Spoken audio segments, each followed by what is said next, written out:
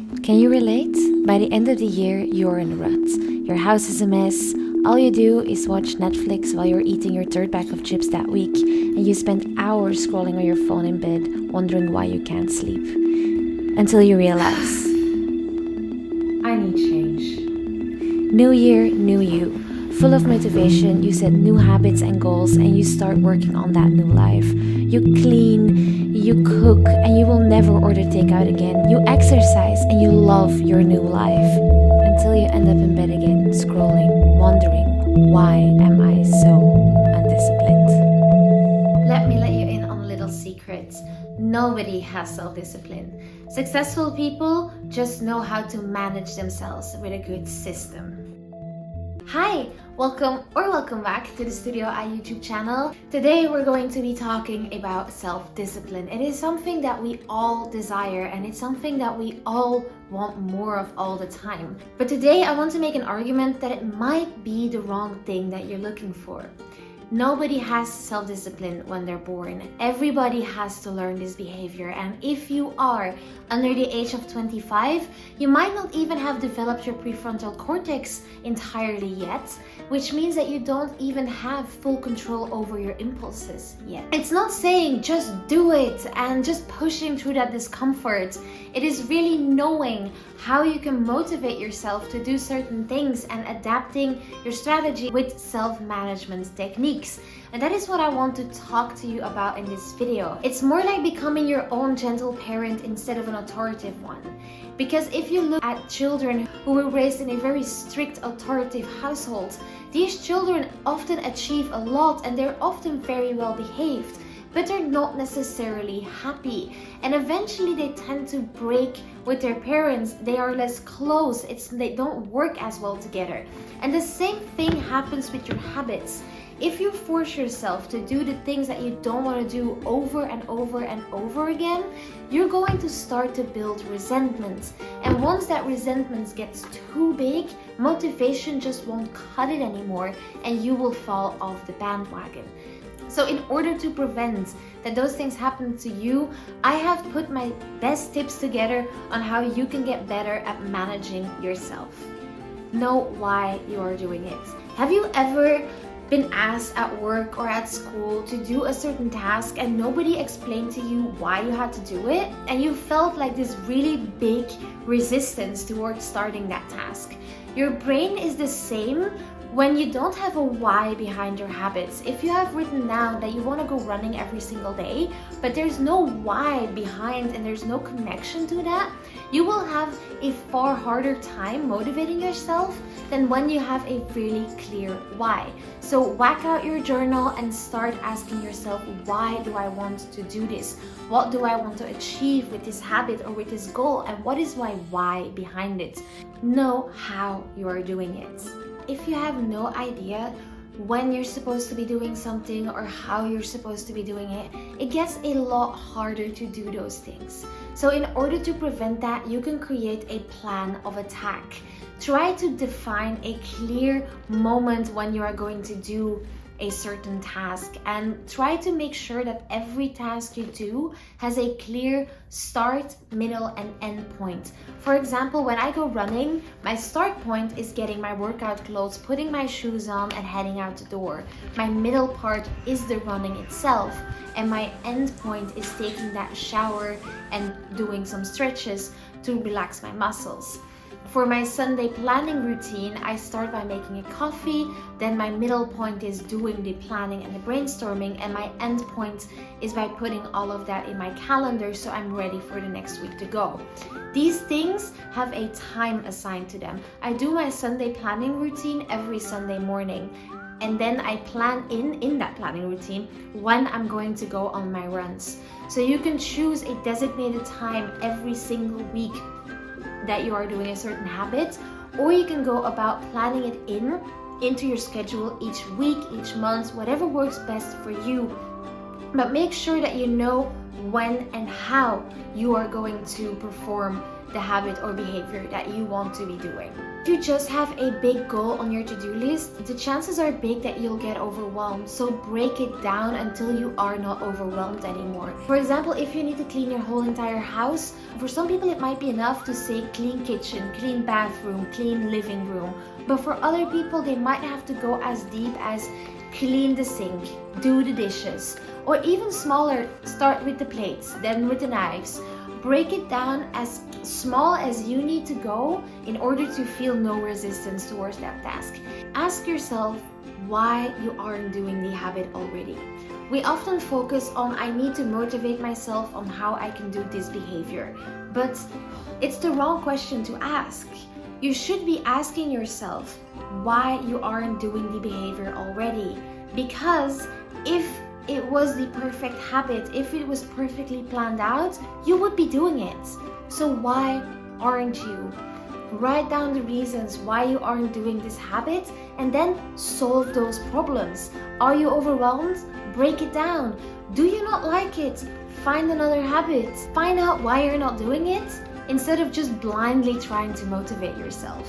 One that you might not like to hear, but if there's no desire, there is no consistency. There is no discipline.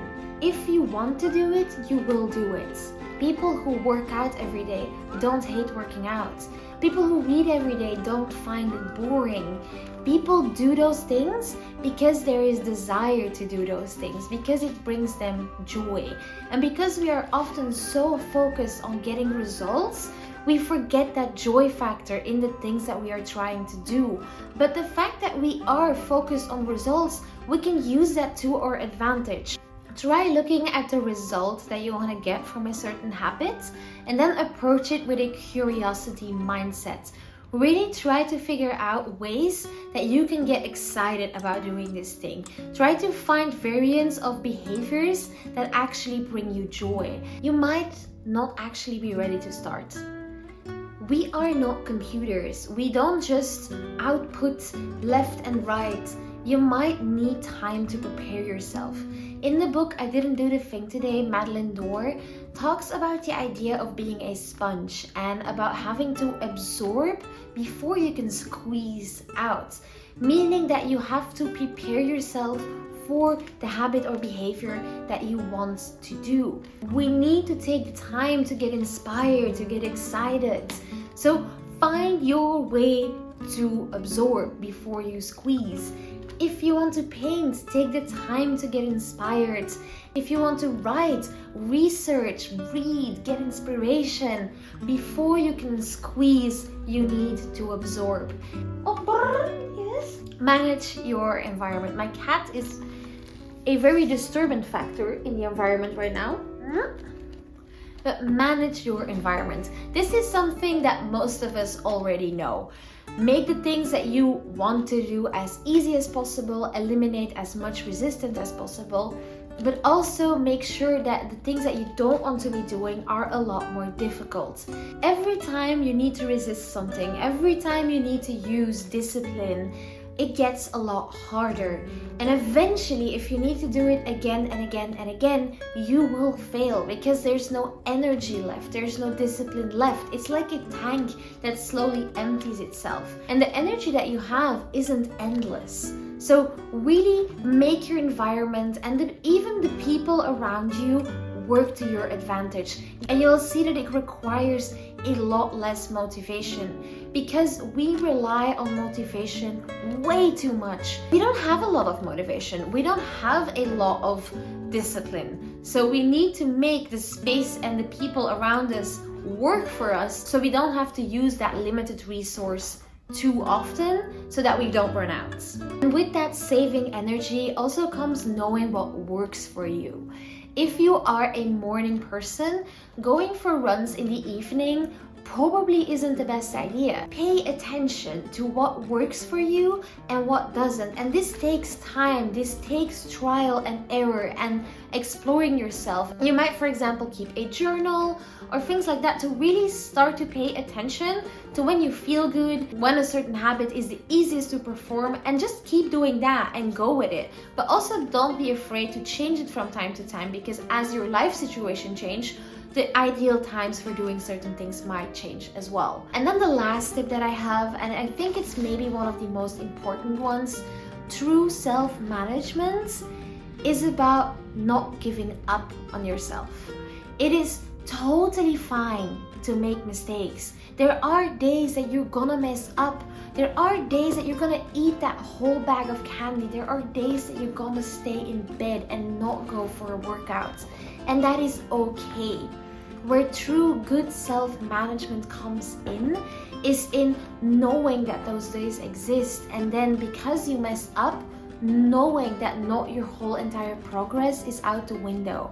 It is getting yourself back together the next day and trying again, because you know you deserve that. You know that you are worth not giving up on. It means that when you mess up once, you just get back on track the next day. And if you miss multiple days in a row, that you go and start questioning yourself as to why you aren't performing the habit. And then we go back to the previous tip and you start fixing it instead of just giving up and blaming the fact that you don't have motivation, because nobody does.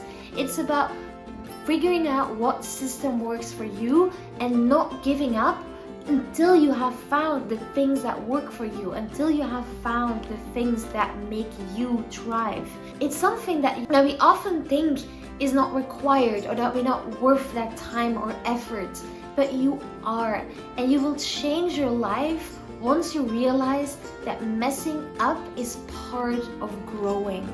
And that were all of the tips that I have, but I have some small tips on what to do for those days that you really can't be bothered, but there are things that you do want to perform. For example, I love running, but there are days that I don't know whether I should take a rest day or whether I really just don't want to.